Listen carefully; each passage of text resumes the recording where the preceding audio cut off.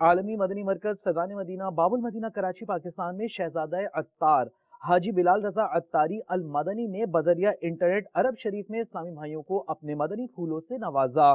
کچھ مناظر آپ کو دکھاتے ہیں، آپ کے سنتوں بھرے بیان کا کچھ اقتباس پیش خدمت ہے۔ رسول اکرم نور مجسم شاہ بنی آدم صلی اللہ تعالی علیہ وآلہ وسلم کا فرمان عالی شان ہے کہ اللہ عز و جل نے عمر کی زبان اور دل پر حق جاری فرما دیا ہے، یعنی ان کے دل میں جو خیالات آتے ہیں وہ حق ہوتے ہیں، اور ان کی زبان سے جو کلمات ادا ہوتے ہیں حق ہوتے ہیں۔ ان کے خیالات و کلام شیطانی یا نفسانی نہیں بلکہ رحمانی ہوتے ہیں۔ حضرت سیدنا امیر المؤمنین عمر بن عبدالعزیز رضی اللہ تعالی عنہ وہ ہستی ہیں جنہیں فاروق ثانی کا لقب دیا جاتا ہے، اور آپ کے دور خلافت کو بھی خلافت راشدہ میں شامل سمجھا جاتا ہے۔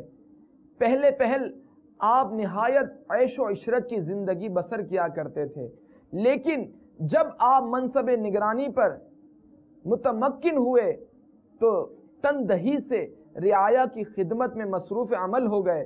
آپ نے اپنی ذات اور ذہن کو مسلمانوں کی خیر خواہی کے لیے وقف کر رکھا تھا، دن بھر مدنی کام میں مصروف رہتے، حتیٰ کہ رات ہو جاتی مگر دن کا کام ختم نہ ہوتا، لہٰذا رات گئے تک کام کرتے رہتے۔